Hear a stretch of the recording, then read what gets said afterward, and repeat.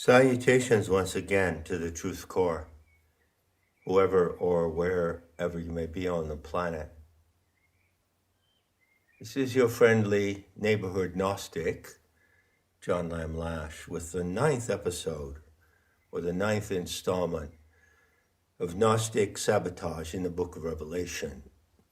And today, I'm going to tell you something, as much as I can, about the great whore of Babylon. Who is the great whore of Babylon exactly? And where does that identity, which is defamatory, come from? So let's see what I can tell you about that notorious woman, who of course appears in the 18th chapter, 18, note that, of the book of Revelation, and she appears as the scarlet woman riding upon the great beast. Now remember, the number of the beast is 18. 7 heads plus 10 horns plus the whore of Babylon. I'm going to approach it from a certain angle that might seem odd, but it's instructive and helpful. Back sometime, I don't know when it was, maybe in the 70s, there was a big scandal in the UK, and it was called the Profumo scandal. And so Profumo was a man high placed in the British government. And he got involved with 2 call girls. They were named Christine Keeler and Mandy Rice Davies. And when that scandal broke, which was a threat to security, put that all in quotes, right? It was an international news item. It's remembered to this day by many people. And there was a movie based on that scandal called Scandal, which is quite entertaining to watch. Let's just take this name, Christine Keeler. It's a name of a woman. But as events have developed, both at that time and afterwards, to this day, if that name comes up, it has a shock value. Oh, Christine Keeler, hooker, yeah, the Profumo affair, and so forth and so on. So you can say that the Profumo affair is an historical event which survives as a kind of anecdote in the collective memory. So whether or not anyone today, say in England, remembers the details of that scandal, the name Christine Keeler may ring a bell. Just like the name, the great whore of Babylon, rings a bell, and it rings an alarm bell. But what kind of alarm is that really? What is so alarming about her? Correction, it's in chapter 17. And that's also fitting because the number of the beast is 17, isn't it? According to the composition of that monstrous animal. But then you add one other factor to the beast. So listen to what it says.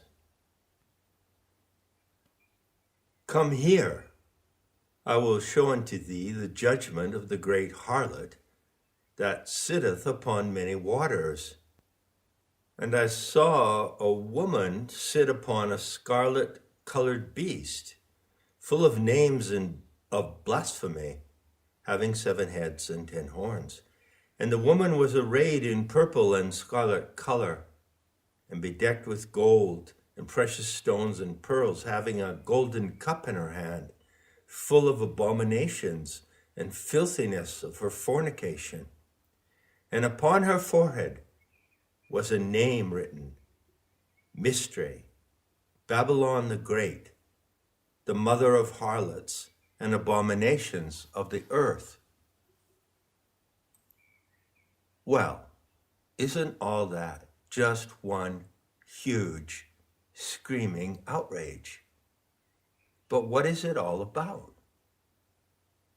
Something is quite notable in Scripture, in the Bible, in the English translations, of which there are many. And this is, by my observation, a strange convention, using capital letters. There are places in the Bible, I think in the Old Testament perhaps as well, where they use capital letters. Not sure, but perhaps the passage where the demented alien god, Yaldabaoth, proclaims to Abraham, I am that I am. Don't ask me who I am. I know who I am. You don't know who I am. Whatever that passage says might have been also printed in capitals. Why is it printed in capital letters? If you write an email or post an entry on a YouTube comment section in capitals, what are you doing? Well, it's the equivalent to screaming at somebody. So literally, this passage, verse 5 in chapter 17, is screaming out the name of the great whore of Babylon, but actually it isn't. It's screaming her defamatory title. It doesn't say her name. It calls her Mystery, Babylon the Great, the mother of harlots and abominations of the earth. That's her designation. But where does this designation come from? Why is the mysterious figure of the great whore always represented in this attitude of outrage? Oh, blasphemy. Oh, horror. Oh, scandal. What is it all about, Rome? Well, let's see if I can tell you what it's about. But I do want to say, and here I speak as a self-educated scholar, I'm not an expert on everything, so here's a cautionary comment. I don't know, I have never encountered any material in ancient writings that would explain this association, this defamatory language attached to the great whore of Babylon. Now, the theme of the whore, the peredros, the sacred prostitute, has a considerable degree of content, ancient evidence, and an enormous degree of scholarly commentary. And the Aeon Sophia herself has been described in very fragmentary sources as the whore of wisdom. So there are some clues, there are some tropes that may be associated with this defamatory language, but the ultimate basis of the story, as far as I know, is unknown and cannot be found in any of the clues about the great whore or the archetypal image of the whore. So hold on tight, and I'm going to take you on a little adventure.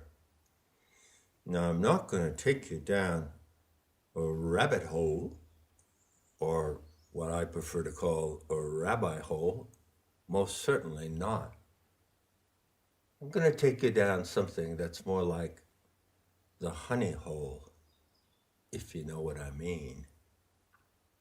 Story goes back to a place, and the place is Samothrace, and it must be true because it rhymes. Now, Samothrace is this tiny island in the Aegean.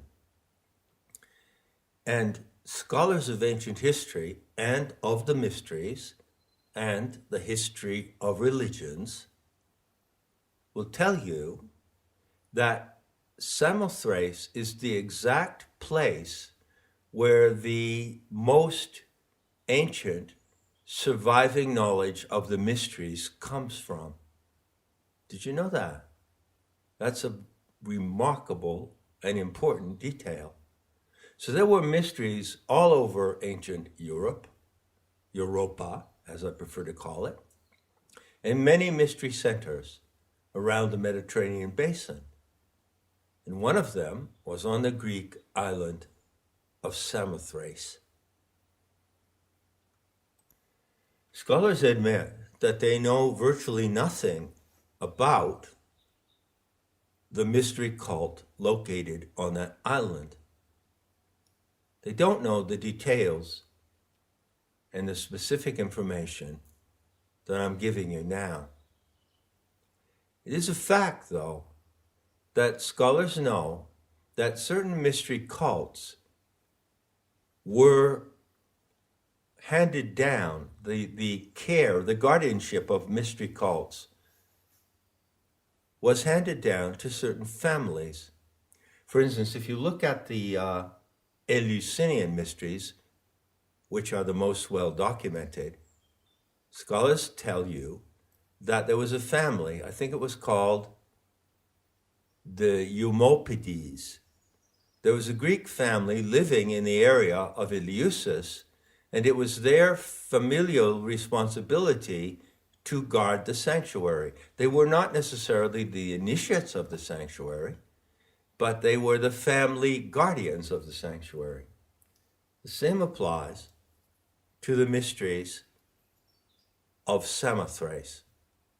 There was a family on the island, and they were called the Diopthrides. And that family was responsible for preserving the sanctuary of the mystery cell that was specific to that location. Remember that all mystery cells, although they shared the same foundation, were bioregional. So the initiates adapted the mysteries to the mindset of the people in the region where their cults were established. All of the mysteries had as their central figure the great goddess, the Aeon Sophia, Mother Earth. But the procedures of the mysteries, the practices, varied by regions. And one particular characteristic, and scholars do report this, by the way, I would call it the defining characteristic of the cult, mystery cult of Samothrace, was duality. But that's all that scholars know. They don't know, well, what sort of duality? What does that mean, the word duality?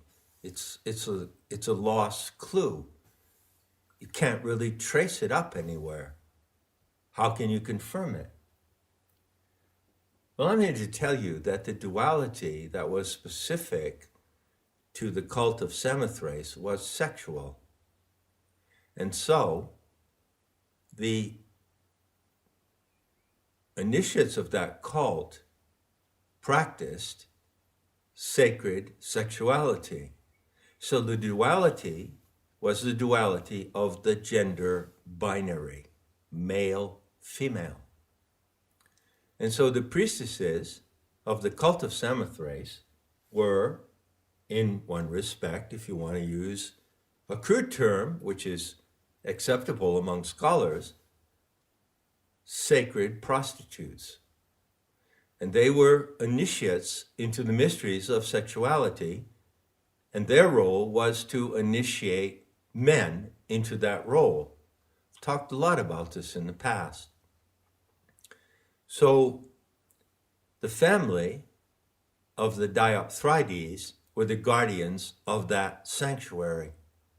And it just so happened that one of their daughters became an initiate in the sacred rites of sexual mysticism.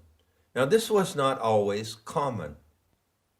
The familial guardians of a sanctuary had their role, and their role did not imply that anyone from the family would be an initiate in that sanctuary, but sometimes this occurred at Eleusis as well. So it so happened that one of the daughters of the family of the Diopthrides became such an initiate. And her name, her first name, was Merante. Now, Merante is a name that survives in Greek today for a woman, with a variant, Mariante. That's a Greek name, which means something like Miriam in Greek. So her full name was Merante Diopthrides. That is the complete name of the woman who is behind this notorious identity of the whore of Babylon. But how did it come to pass? How did it happen that she acquired that defamatory title? The story goes like this. In those ancient times, before Christianity, there were social organizations in the Middle East which are called theocracies. And these theocracies were established in many places. One of the centers of them was the ancient city of Babylon in the Fertile Crescent. So Babylon was a theocratic society. And the theocratic societies were ruled by men. But around them, or shall I say, the historical context of many centuries in which these theocratic societies arose, was established by the presence of matrifocal cults of the great goddess, which were populated and directed by women. Now, it so happened that the mystery school network in the past was vast, and the different cells were in communication with each other. So it came to pass that the mystery cell on Samothrace, in which Merante was an initiate, learned about certain events in Levant and in the Fertile Crescent of Mesopotamia. And these events were quite alarming. What they learned was that the sister cells of the matrifocal initiates of sacred sexuality, do you follow that? Were experiencing disturbances and disruptions in that area around Babylon. And this news came to Samothrace. And so it turned out that Merante, when she was only in her mid-20s, was invited to go there and consult with the elder women on this problem. So she went to a mystery cell in the region of Babylon. Now bear in mind that the cult centers of sacred sexuality, or sacred prostitution, as it's crudely called, were never in the cities. They were never in the urban centers. They were always outside somewhere, in the sacred groves, in the mountains, in the beautiful forested areas around the city. So it happened that Merante went there to see her sisters in the cult and her mothers, and she was invited to go there in order to consult with them on some things that were happening. The main thing that concerned them was that the theocrats who established themselves as lords and rulers in the great urban centers like Babylon were interfering with the mystery cults of the Great Mother, or the divine feminine, if you want to use the abstract expression. But how were they interfering? Well, you see, the men who established themselves as theocrats in those areas needed authentication. That is the word. In order for their rulership, their power, and their status to be recognized by the common people, they had in some way to be associated with these mother cults of the divine feminine. Because in those times, for millennia, the power of the man was based on his relationship to the goddess. The goddess conferred power and authority upon the man. That was the ancient system of matrifocal societies. And all this can be verified by an enormous amount of research, particularly, for instance, the research of Maria Gimbutas regarding Old Europe and the matrifocal societies of the Balkans. And she wrote, Gimbutas wrote, several beautiful and intensely documented books based on archaeology mainly about these matrifocal goddess cults. So to cut the story short and get to the chase as rapidly as I can, get to the final scene, problem was that the men who declared themselves as theocratic rulers were no longer going to the goddess cults in order to be initiated so that they could be accepted by the community. You see, in the eyes of the community, both in the urban centers and out and around, it was essential that the ruler or lord of a city have the authentication of the goddess cults. Otherwise, his power was not considered to be legitimate.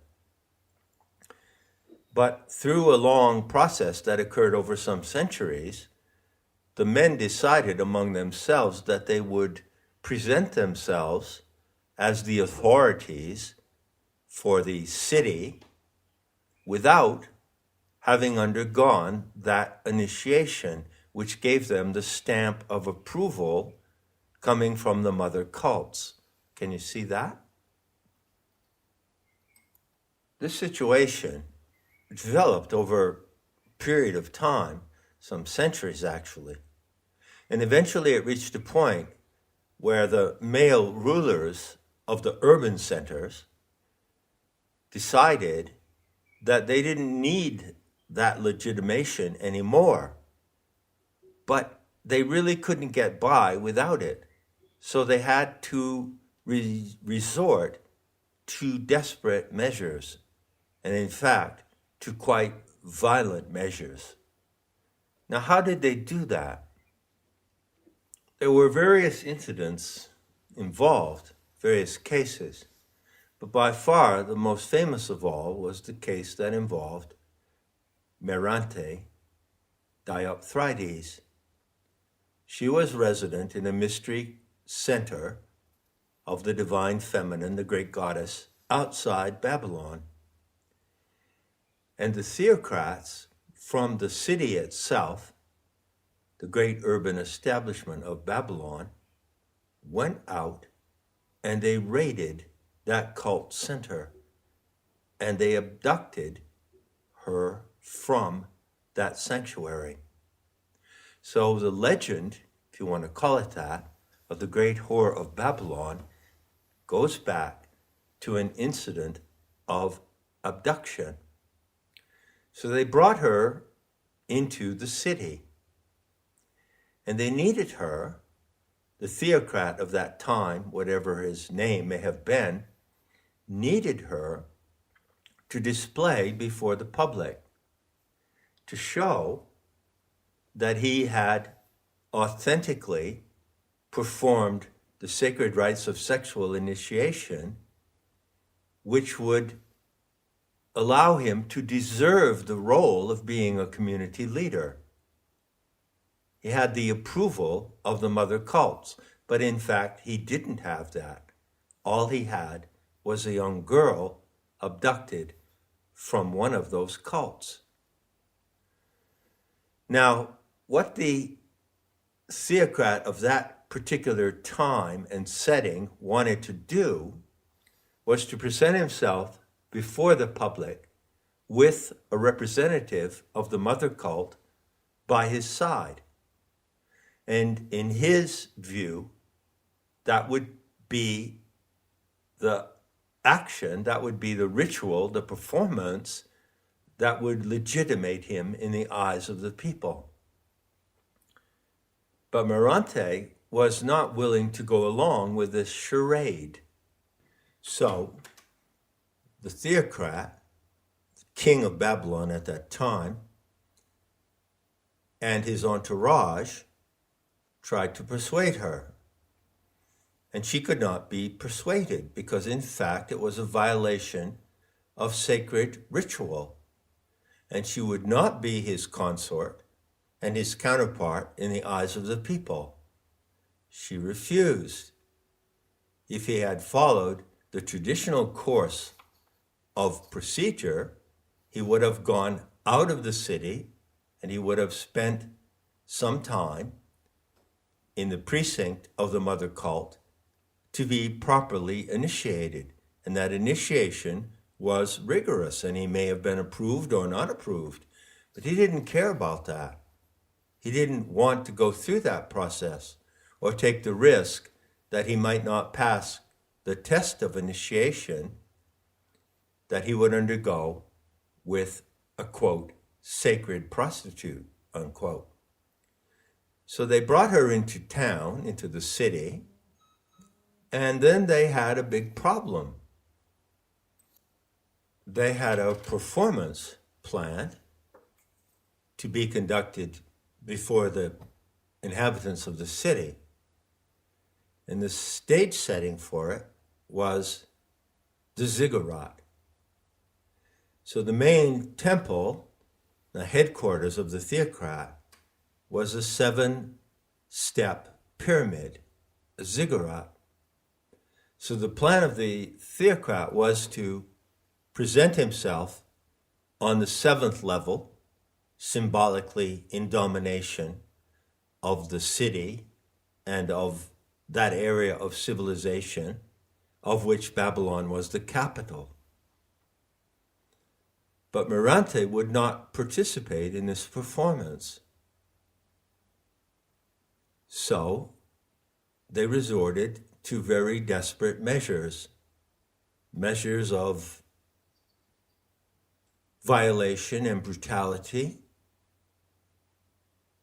And they, in fact, entirely violated the protocols and the traditional procedures that were required for the theocrat to be authenticated. They drugged her.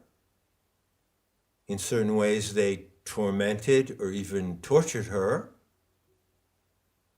They abused her sexually, he did, and others as well. And they did all this in an attempt to break her down so that she would play the role of the representative of the mother cults who stood beside the male theocrat. They degraded her, and they basically reduced her to something like, well, actually like an abused woman, and they drugged her. They had to drug her because she refused to participate in this performance, which was a desecration of her sacred role in the cult of Samothrace.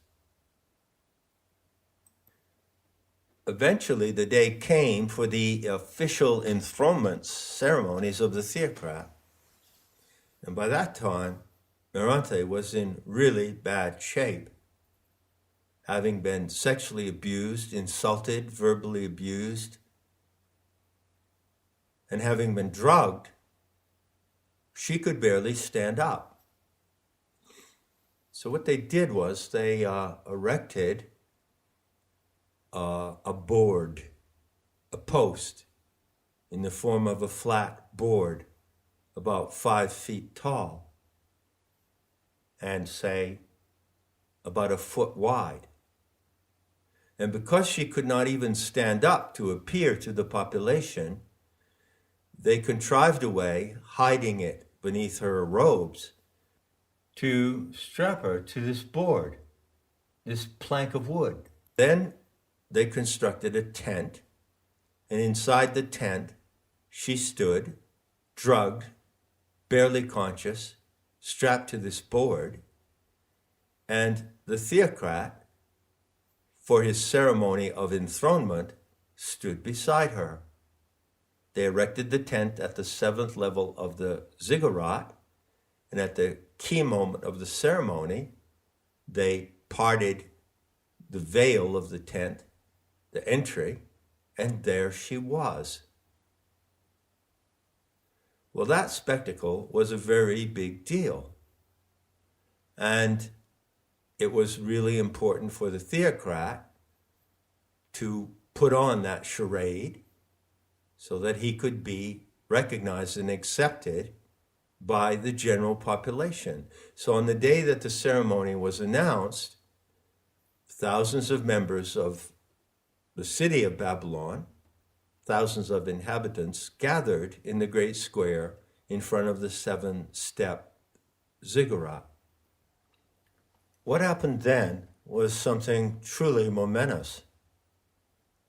And it came from the crowd, the multitudes gathered for the enthronement.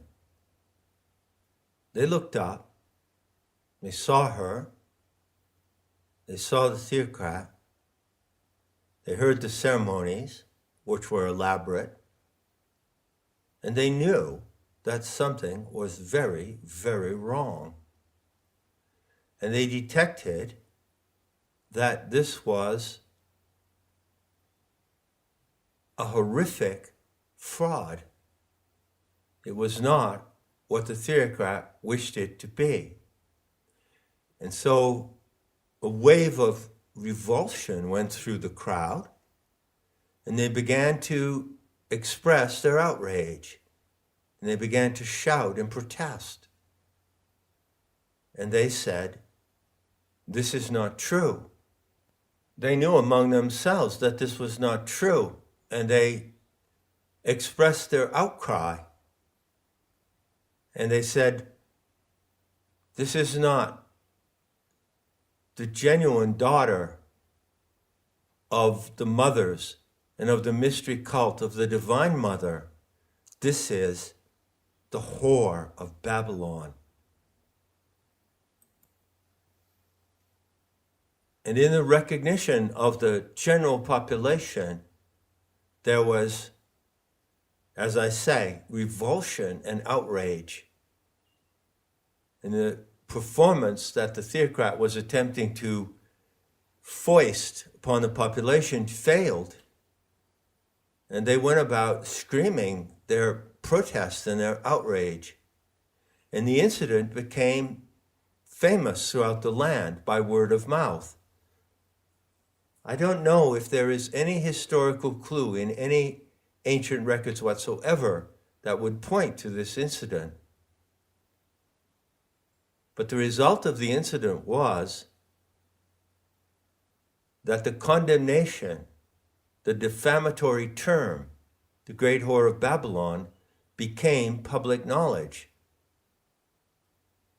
The performance was a failure. It was a tremendous scandal, and the scandal imprinted itself traumatically upon the minds of the people who had, for many generations, preserved their respect and their reverence for those women such as Merante, that came out of the sacred cults of the goddess.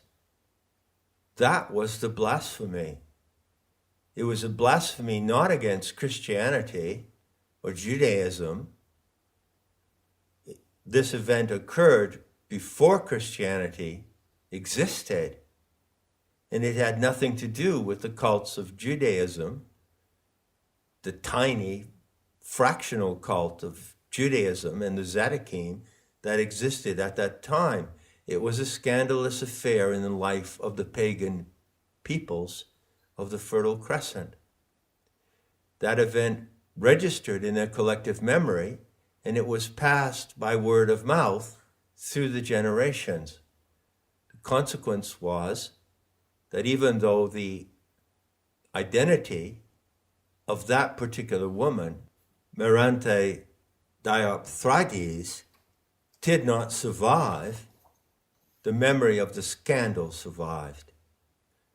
Now, I cannot say if the Gnostic refugee who came to those caves, the woman, Zophradis, suggested this incident to the mad monk. It is likely that he knew about this incident because it was commonly known all over those areas of the Eastern Mediterranean. He knew of the term, the Great Whore of Babylon, and he knew that it was something scandalous and terrible, although he did not know the actual story of what happened. And so it also happened that the name of the great city of Babylon became associated with this scandal. And it became associated with the mysteries, but in a confused and ignorant way. It was preserved in the collective memory and the folk memory, but in a jumbled way. Mystery, Babylon the Great, the mother of harlots. And in that language, in capital letters no less, it comes down to the world today through the book of Revelation, without its origins being clearly or accurately known. It's probable that the memory and imagination of the mad monk itself picked up that clue. It wouldn't have had to be suggested to him by Zophradis, but it emerged out of his unconscious, his subconscious. Can you see that? And so he placed the notorious figure of that woman upon the great beast. And that concluded the number of the beast, 10 plus 7 plus 1. The great whore of Babylon represents the desecration of the mother goddess of this world. She represents the desecration and defilement of the divine feminine. And that could be compared to a very great crime against humanity, perhaps comparable to the crime that is underway as I speak these words. Certainly a crime of equivalent proportions. So what does the presence of the scarlet woman riding the beast mean? Well, it means that the revenge for that desecration is at hand. And it comes in the correction of the aeons of fire. I'm not certain if the family name Diopthrides survives today in Greece, but I can tell you this: go put it into a search engine and spell it in just that way. And what will happen is that the search engine will correct the spelling. And you will see the word DIOPTIRIDE.